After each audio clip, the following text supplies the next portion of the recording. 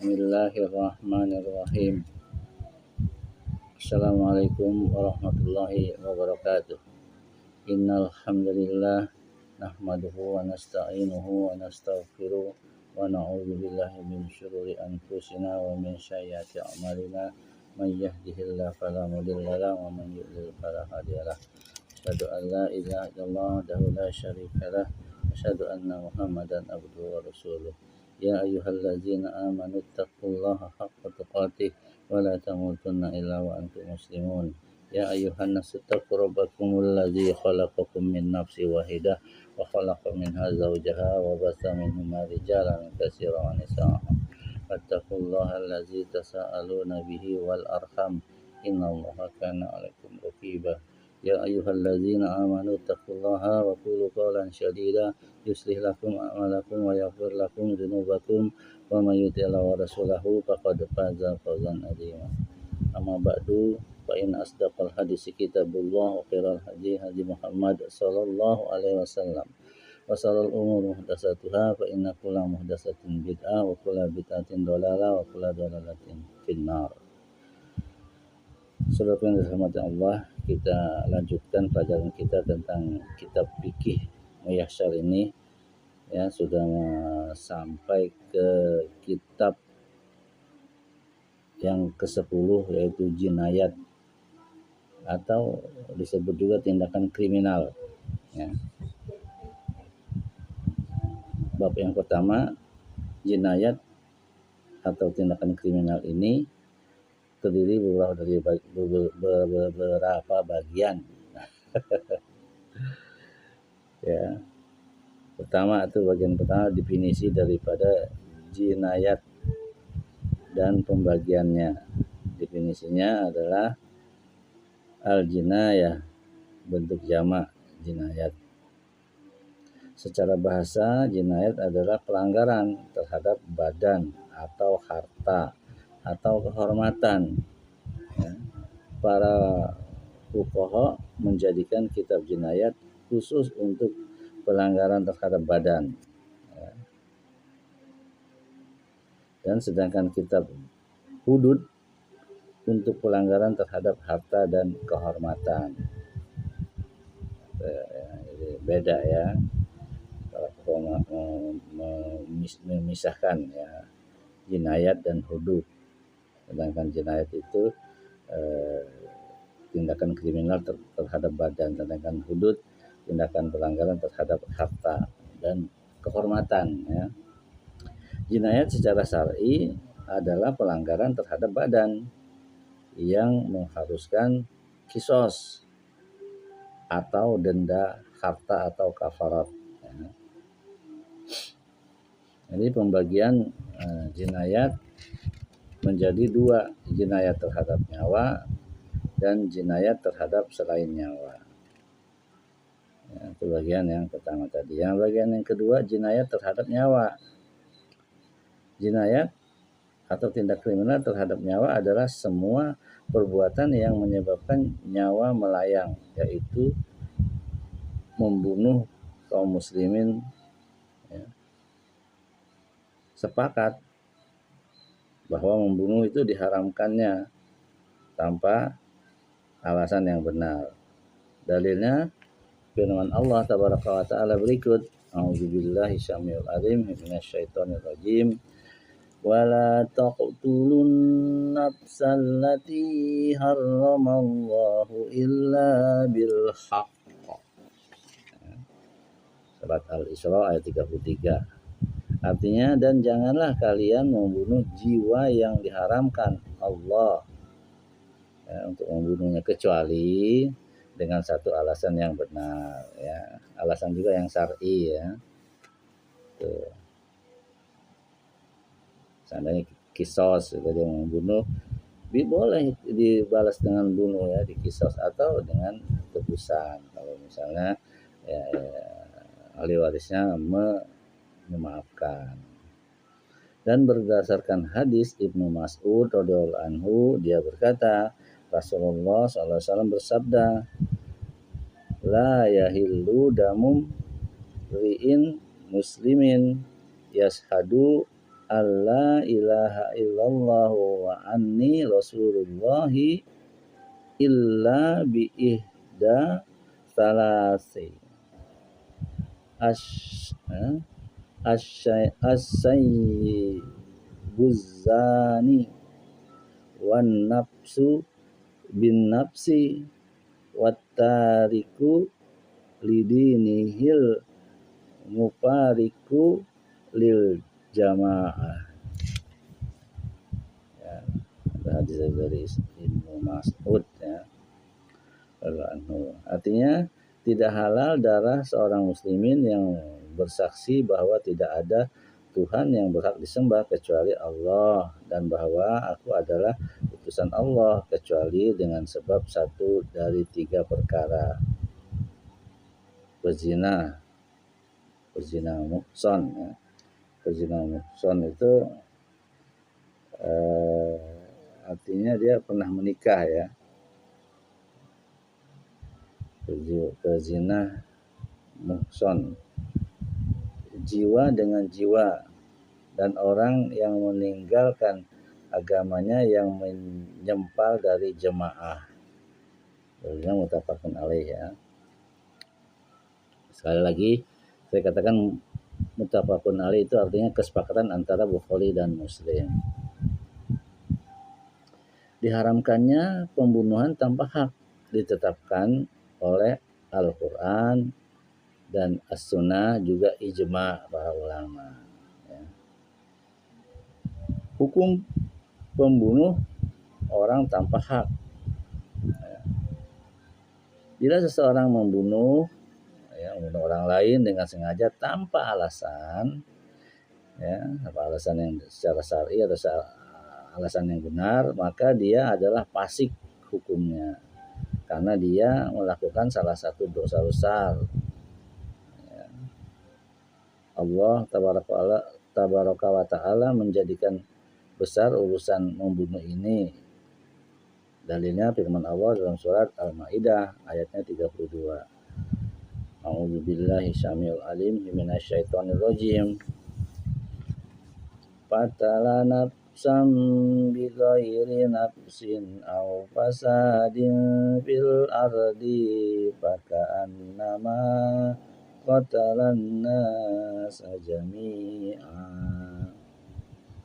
Barang siapa yang membunuh seorang manusia bukan karena orang itu membunuh yang lain ya, atau bukan karena berbuat kerusakan di muka bumi, maka seakan-akan dia telah membunuh manusia seluruhnya.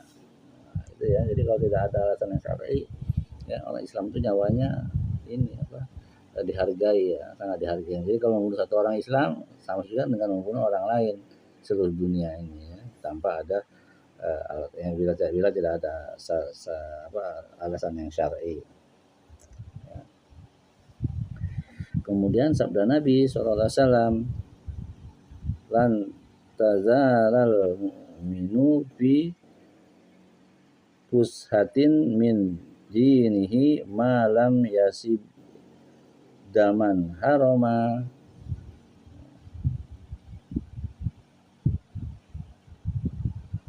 Diriwayatkan oleh Al-Bukhari nomornya 6862. Seorang mukmin senantiasa dalam kelapangan agamanya selama tidak menumpahkan darah yang haram.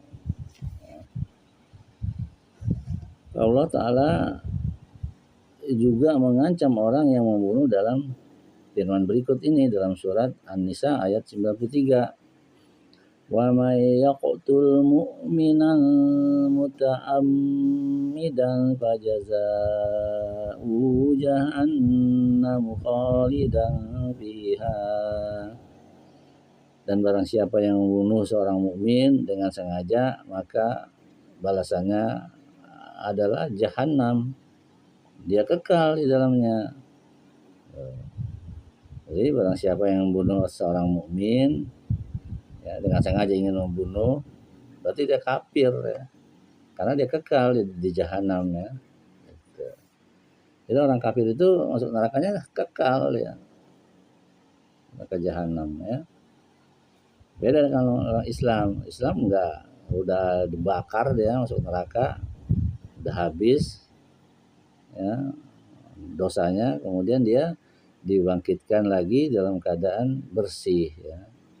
Dalam riwayat itu dimandikan dengan air yang putih ya, sehingga bersih, tidak ada lagi bekas bakar ya, bekas dibakar hitam ya. Itu. Dan dia masuk surga setelah habis di azab sama Allah ya. An-Nisa tadi 93 ya. Perkara pembunuh kembali kepada Allah, bila dia berkenan maka dia mengampuni, dan bila dia berkehendak maka dia bisa menyiksanya, berdasarkan firman Allah Taala berikut. Inna Allah la yaghfiru an yushraka bihi wa yaghfiru ma duna dzalika liman yasha wa man yusyrik billahi faqad iftara isman azima. Sesungguhnya Allah tidak akan mengampuni dosa syirik ya, dan dia mengampuni segala dosa yang selain dari syirik itu bagi siapa yang dikehendakinya. Barang siapa mempersekutukan Allah, maka sungguh ia telah berbuat dosa yang besar ya. Itu untuk yang syirik. Jadi kalau ayat An-Nisa tadi, surat An-Nisa ayat 93 tadi ya, barang siapa yang membunuh seorang mukmin dengan sengaja ya, tanpa ada alasan syar'i, maka balasannya ialah jahanam dan dia kekal di dalamnya. Berarti sama dengan dia syirik ini, berarti kan gitu. An-Nisa 48 ya tadi. Jadi begitu dihargainya ya Islam itu ya. Kalau dalam peperangan sama orang kafir udah jelas masuk neraka ya. Dan kalau Islam syahid ya. Maka dosa pembunuh itu masuk ke dalam bagian kehendak Allah, karena dosanya masih di bawah dosa syirik. Hal ini manakala dia tidak bertaubat, tetapi bila dia bertaubat maka taubatnya diterima ya, berdasarkan firman Allah Subhanahu wa taala ya. Dalam surat Az-Zumar ayat 53. Qul ya ibadiyallazina asrafu ala anfusihim la taqnatu mir rahmatillah innallaha yaghfiruz dzunuba jami'a innahu huwal ghafurur rahim. Katakanlah, wahai hamba-hambaku yang melampaui batas terhadap diri mereka sendiri, janganlah kalian berputus asa dari rahmat Allah. Sesungguhnya Allah mengampuni dosa-dosa semuanya. Sesungguhnya dialah yang maha pengampun lagi maha penyayang. Ya. Tapi kalau tadi dalam surat An-Nisa dia membunuh, dia akan diancam neraka jahanam dan dia kekal di sana di dalamnya. Tapi kalau dia tobat, di sini dalam surat Az-Zumar dia sudah membunuh ya, kaum orang muslim, kemudian dia tobat dan tobat sebenar-benarnya ya, tidak mau melakukan lagi dan menyesal ya, tidak mau mengulangi, maka dia diampuni sama Allah ya, dan dia bisa jadi masuk surga ya, gitu. Nggak kekal di neraka, paling tidak kan begitu. Akan tetapi hak pihak terbunuh tidak gugur di akhirat hanya disebabkan taubatnya pihak pembunuh ya kan. Jadi hak yang terbunuh itu tidak gugur ya di akhirat, hanya disebabkan taubat orang yang membunuh tadi. Artinya dia bisa aja minta tebusan kisos atau apa itu gitu. Atau menyerahkan pahala dosanya ke orang yang membunuh tadi gitu. Nah, kalau kita punya dosa di dunia ya, sampai di akhirat nanti akan dipintain ya sama orang yang bersangkutan. Kalau dia utang dia minta dibayar, nggak bisa bayar pakai uang kan, dia pakai amal dia kalau ada amalnya. Tapi kalau nggak ada amalnya, ya dosa kita dilimpahkan kepada orang tersebut. Gitu ya. Bagian yang ketiga, macam-macam pembunuhan. Pembunuhan terbagi menjadi tiga ya. Satu, ya, sengaja, al-amd, menyerupai sengaja, sib al-amd, dan tersalah, al-khata. Tiga ya. Sengaja ya, atau yang serupa dengan sengaja itu sib al-amd, dan tersalah ya, al-khata. Pembunuhan dengan sengaja dan salah itu disebutkan dalam Al-Quran berikut ini ya, firman Allah Azza wa Jalla, a'udzubillahi syami'il alim minasyaitonir rajim, wa ma kana lil mu'minin ay yaqtula mu'minan illa khata'aw wa man qatala mu'minan khata'an fatahriru raqabatin mu'minatin wadiyatun muslimatun ila ahlihi illa ayyasaddaku. An-Nisa ayatnya 92 ya. Dan tidak layak bagi seorang mukmin membunuh seorang mukmin yang lain kecuali karena tersalah atau tidak sengaja ya, artinya tidak sengaja. Sengaja ya dosa besar tadi, bahkan bisa jadi kafir ya. Dan barang siapa, kalau dia tobat lain lagi ya. Dan barang siapa membunuh seorang mukmin karena tersalah atau hendaklah ia memerdekakan seorang hamba sahaya yang beriman serta membayar tebusan yang diserahkan kepada keluarganya si pembunuh itu, kecuali jika mereka keluarga terbunuh bersedekah. Islam itu luar biasa ya. Gitu.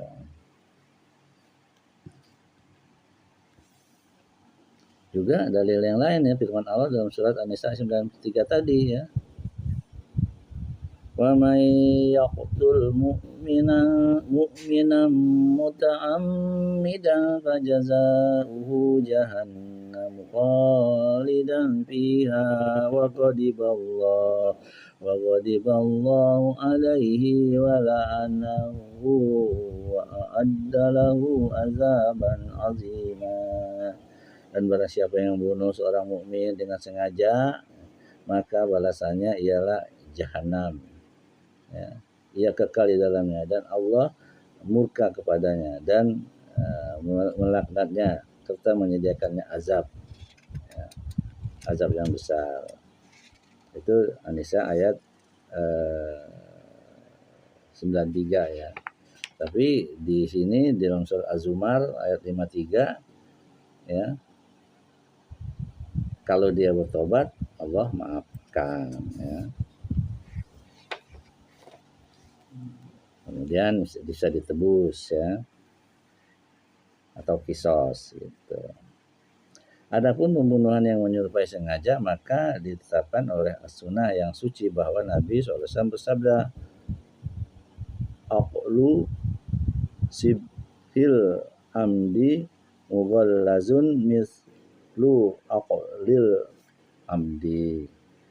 Diyat atau tebusan ya, pembunuhan menyerupai sengaja itu diberatkan seperti diyat pembunuhan dengan sengaja.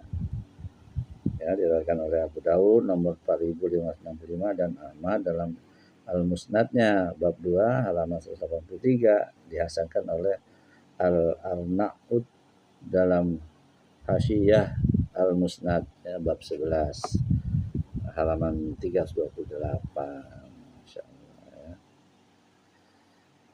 Sedangkan rahmat Allah, berikut ini keterangan yang terperinci dalam ketiganya. 1. Pembunuhan dengan sengaja, ya, atau disebut dengan al-qatl al-amdi, ya, yang darahnya dilindungi oleh syariat. Dia membunuhnya dengan suatu alat yang dalam kebiasaan dapat membunuh. Berdasarkan hal ini, maka pembunuhan dianggap sengaja, manakala terpenuhi 3 hal berikut ini. Yang pertama itu adanya niat dari pelaku jika keinginan untuk membunuh. 2. Pembunuh mengetahui bahwa korbannya adalah manusia yang terjaga darahnya. 3. Alat yang digunakan adalah alat yang bisa membunuh dalam kebiasaan, sama saja apakah untuk alatnya tajam ataupun tidak. Bila salah satu syarat di atas tidak terpenuhi, maka pembunuhan bukan pembunuhan yang disengaja. Karena pemerangan itu kan tidak disebut sengaja, ya, memang nyawa taruhan. Bentuk-bentuk pembunuhan yang disengaja, 1, ya, tadi yang tidak disengaja, ya. Bentuk-bentuk pembunuhan yang disengaja, 1, menebas korban dengan alat tajam, yaitu alat yang dapat memotong dan menusuk ke dalam tubuh seperti pedang, pisau, tombak, dan yang sepertinya. 2. Membunuh dengan alat yang berat seperti batu besar, godam, dan yang sepertinya, berdasarkan hadis Anas bin Malik radhiyallahu anhu. An-najariyatan wujida ra'suha qad rudda baina hajaraini fasa'alu ha man sona'a haza bik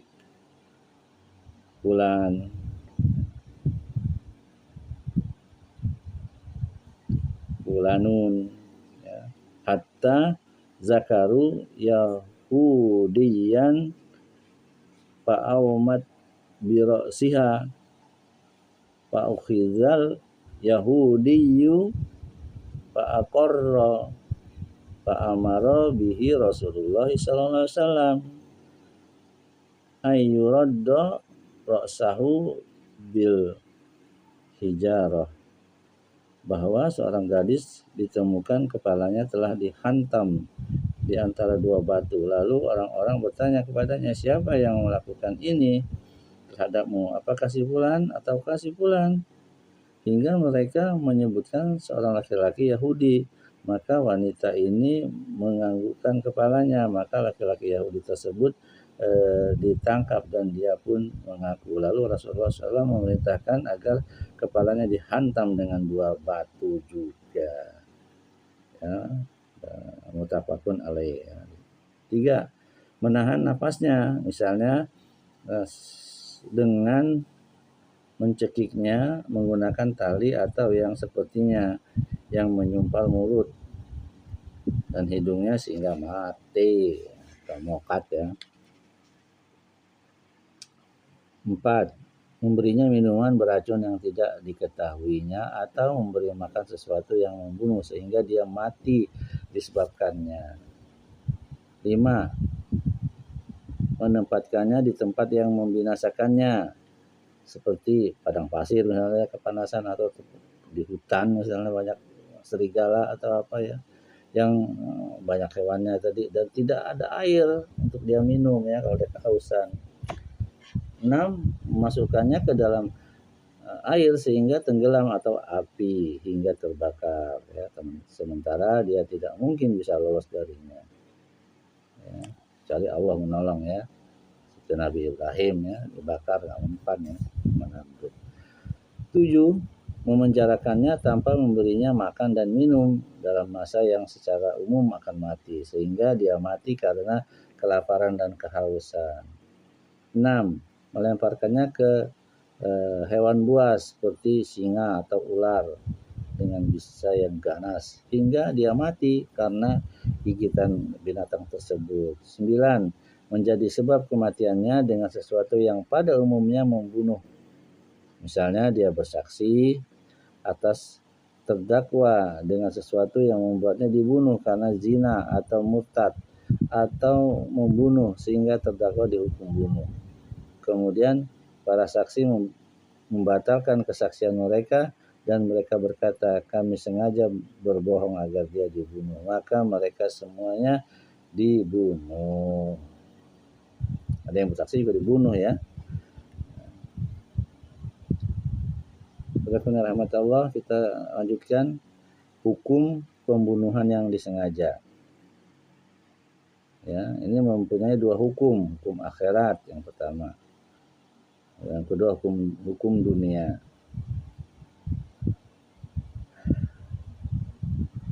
Yaitu hukum akhirat haramnya membunuh dan pelakunya memikul dosa besar dan diancam dengan azab yang pedih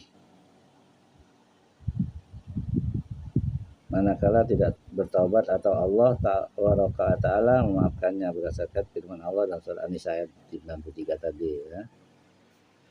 Yang kedua hukum dunia. Pembunuhan yang disengaja ini mengakibatkan hukuman kisos bila wali-wali korban tidak memaafkannya. Allah berfirman dalam surat Al-Baqarah ayat 178. Ya ayyuhallazina amanu kutiba alaikumul qisasu fil qatlal hurru bil hurri wal abdu bil abdi wal unsa bil unsa faman ufiya lahu min akhihi syai'un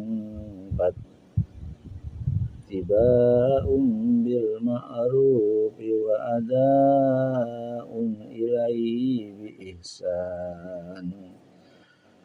Artinya, wahai orang-orang yang beriman, diwajibkan atas kamu kisos berkenaan dengan orang yang dibunuh, orang merdeka dengan orang merdeka, hamba dengan hamba, dan wanita dengan wanita. Maka barang siapa yang mendapat suatu pemaafan dari saudaranya, hendaklah yang memaafkan mengikuti dengan cara yang baik, dan hendaklah yang diberi maaf membayar diat kepada yang memberi maaf dengan cara yang baik pula. Sedangkan berdasarkan hadis dari Abu Hurairah radhiyallahu anhu bahwa Rasulullah SAW bersabda, man qutila lahu qatilun fahuwa bi khairin nazarain imma an yaqwa wa imma ayyaqtula. Barang siapa yang salah satu anggota keluarganya dibunuh, maka dia berhak memilih satu yang terbaik dari dua perkara, memaafkan atau membunuhlah, ya, qisas misalnya. Dalam sebuah riwayat, imma ayyuqa dawa imma ayyuk atau wa imma ayyubda, ya, bisa membunuh, bisa pembunuhan atau tersebut dikisoskan untuk keluarga korban, dan bisa dia juga diberi diat ya. Muttafaqun alaih, diriwayatkan oleh Bukhari dan Muslim. Wali korban diberi pilihan antara kisos atau memaafkan tanpa imbalan atau menerima diat. Ya, sebagai ganti kisos, dia juga berhak berdamai dengan ganti yang lebih besar daripada diat. Al-Muwaffaq berkata, saya tidak mengetahui adanya perbedaan pendapat dalam masalah ini berdasarkan hadis Amr bin Su'aib dari bapaknya, dari kakeknya secara marfu.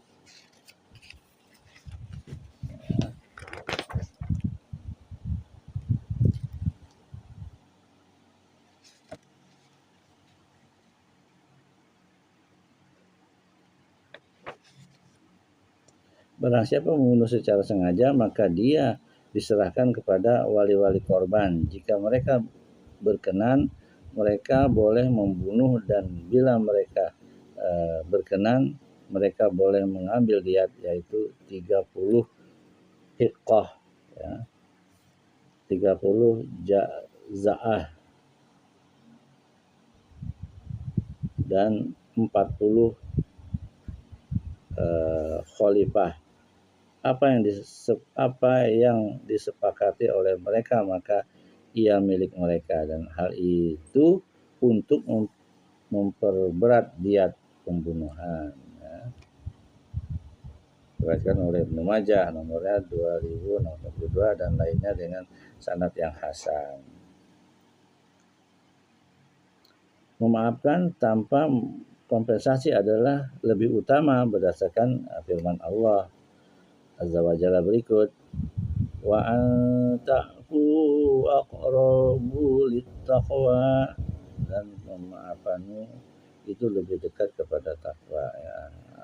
Al-Baqarah 237. Setelah dirahmati Allah, kita sekarang masuk ke syarat-syarat kisos pada nyawa. Wali korban berhak atas kisos dengan 4 syarat. Yang pertama itu pembunuh adalah mukallaf, yaitu maksudnya ya orang yang dewasa dan berakal sehingga tidak ada kisos atas anak-anak, orang gila dan berakal lemah, serta berakal lemah itu maksud idiot ya, serta orang yang tidur berdasarkan sabda Nabi SAW.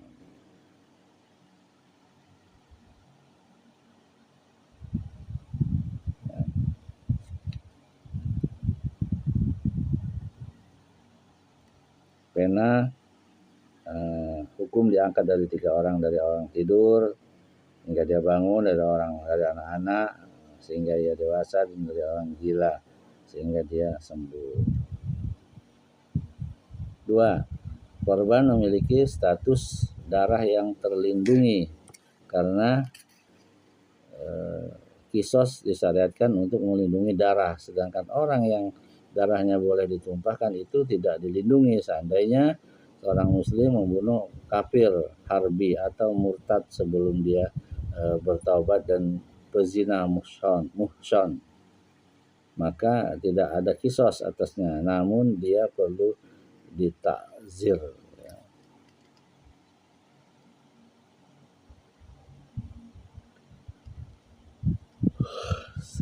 Karena melanggar hak pemimpin. 3.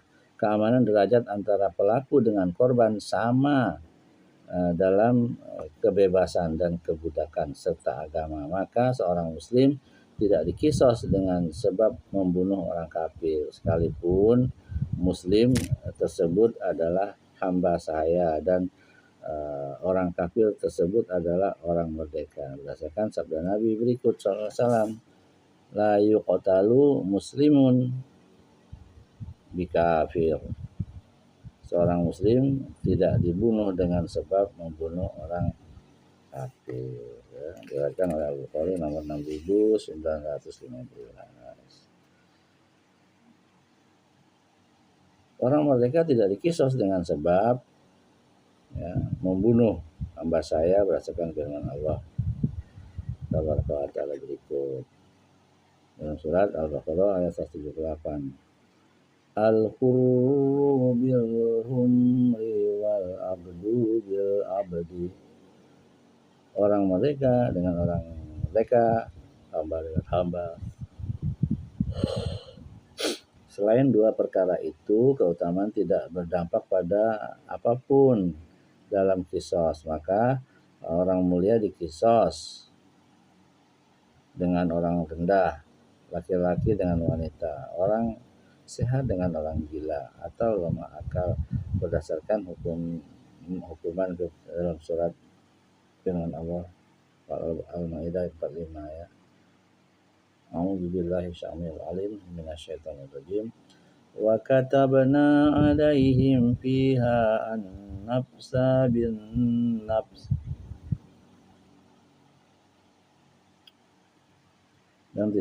Dan telah kami tetapkan bagi mereka di dalamnya At-Taurat bahwasanya jiwa dibalas dengan jiwa.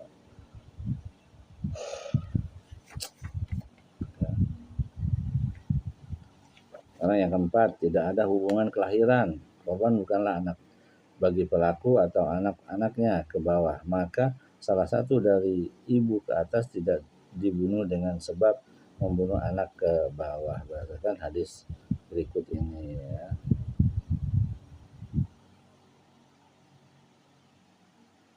Itu ya syarat-syarat kisos tadi.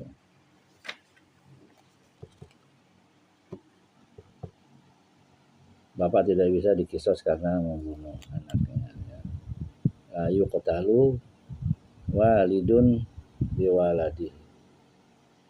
Kemudian sementara anak dikisos dengan sebab membunuh bapak atau ibunya berdasarkan keumuman. Subhanallah berikut.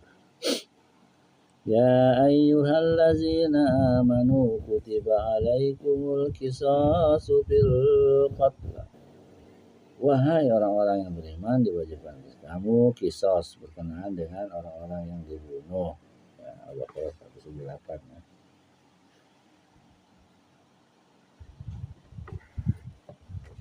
Ya, itu saja. Sekarang hikmah kisos itu sendiri. Allah Taala mensyaratkan kisos sebagai rahmat bagi manusia, menjaga tumpahnya darah, ya, mencegah nyawa mereka dari pelanggaran, menghukum pelaku sesuai dengan apa yang dilakukannya terhadap korban, menghilangkan amarah yang terpendam dalam hati keluarga korban. Di dalam kisos terdapat kehidupan bagi manusia dan pelestarian terhadap mereka, sebagaimana firman Allah Taala berikut. Walakum fil qisasi hayatun ya hayatun ya ulil albab. Walakum fil qisasi hayatun ya ulil albab. Dan dalam kisah itu ada jaminan kelangsungan hidup bagimu. Ya Allah Tuhan.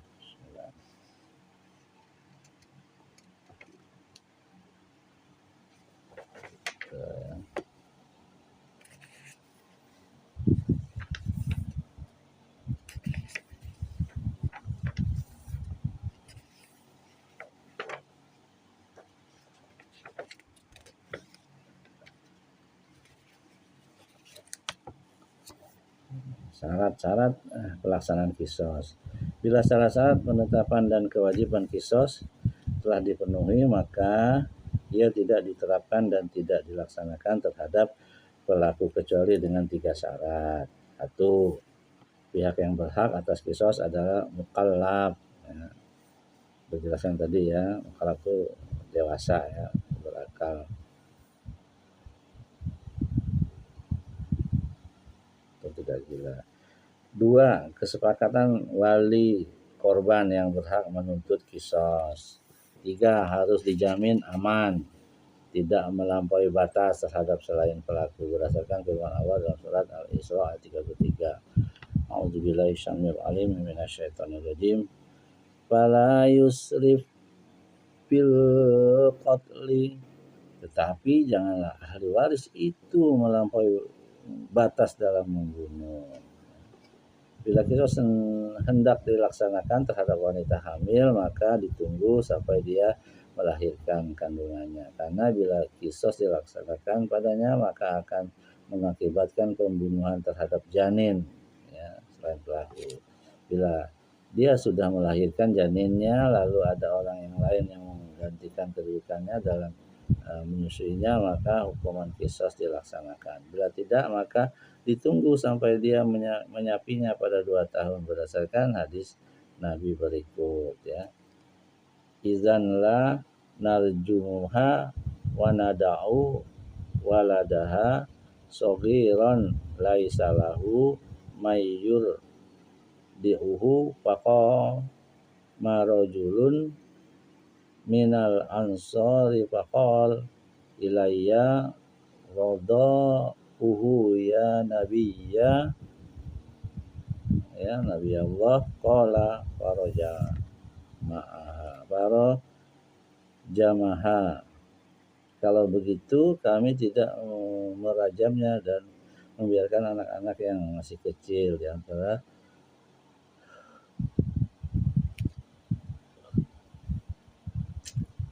seterusnya ya. Terus kemudian di antara hukum-hukum kisos atau kisos yang dilakukan di depan pemimpin atau wakilnya, dialah yang menegakkan dan memperkenankannya untuk mencegah terjadinya kezaliman. Dua, pada hukum asalnya pelaku itu diperlakukan sebagaimana dia memperlakukan korban berdasarkan firman Allah dalam surat An-Nahl ayat 126. A'udzubillahi syamil alim minasyaitonir rajim. Wa in aqabtum faqibu bimisli ma uqibtum bih. Dan jika kalian memberikan balasan, maka balaslah dengan balasan yang sama dengan siksaan yang ditimpakan kepada kalian. Nah, jadi kalau kita membalas orang harus setimpal, sama, nggak boleh berlebihan ya, lebih zalim. Sama kalau kita mendoakan juga, misalnya kita dipukul atau dicolong, kita mendoakan, ya Allah semoga barang yang dicolong dia juga akan dicolong atau dia dipukul misalnya gitu kan. Itu kalau banyak sekali doanya itu tidak setimpal, namanya zalim. Karena Nabi SAW menghantam kepala Yahudi di antara dua batu, sebagaimana si Yahudi ini melakukan hal yang sama terhadap wanita tersebut.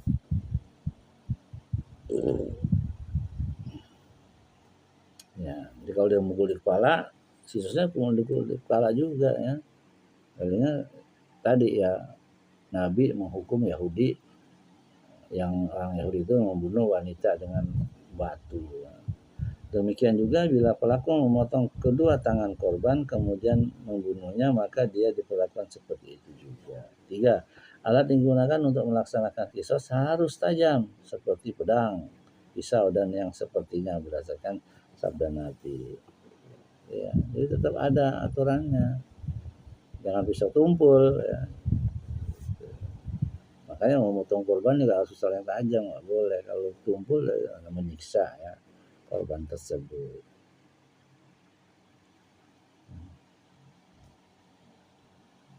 Dan itu hadis Nabi ya. Iza qataltum fa ahsinu al kitlata. Bila kalian membunuh, maka baguskanlah cara membunuhnya. 4. Bila wali koran mampu melaksanakan kisos dengan cara yang syar'i, maka hakim memberinya kesempatan untuk melakukannya. Bila tidak, maka hakim memerintahkannya agar mewakilkan orang lain untuk melaksanakan dengan baik. 2. Pembunuhan menyerupai sengaja, sib al-abd. Ya, hakikatnya adalah seorang yang sengaja melakukan pelanggaran terhadap seorang dengan sesuatu yang biasanya tidak membunuh tetapi korbannya mati, ia disebut juga dengan pembunuhan kesalahan sengaja. Ia menyerupai sengaja dari isi niat melakukan pemukulan dan menyerupai kesalahan dari sisi dia memukul dengan alat yang tidak digunakan untuk membunuh. Karena itu hukumannya berkutat di antara sengaja dan salah. Tidak berbeda apakah maksudnya adalah melakukan pelanggaran atau memberikan pelajaran.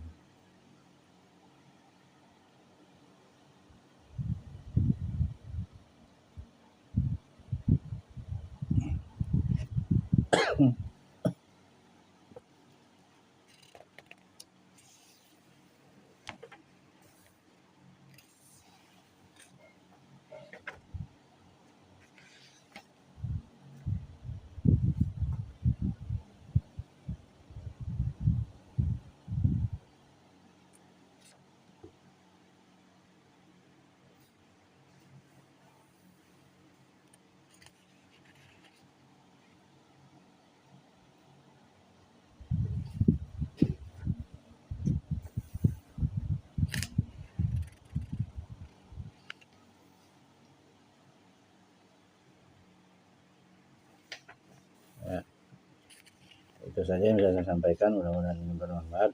Tentunya apa yang benar itu datangnya dari Allah, apa yang salah itu akan dari diri saya sendiri karena kebodohan saya, ya karena minimnya ilmu saya mohon ampun kepada Allah, mohon maaf kepada antum, dan kita selalu berdoa kepada Allah agar ditambahkan ilmu yang bermanfaat, ya, rezeki yang halal, dan amalan yang diterima. Allahumma inni as'aluka ilman nafi'an wa rizqan thayyiban wa amalan mutaqabbalan.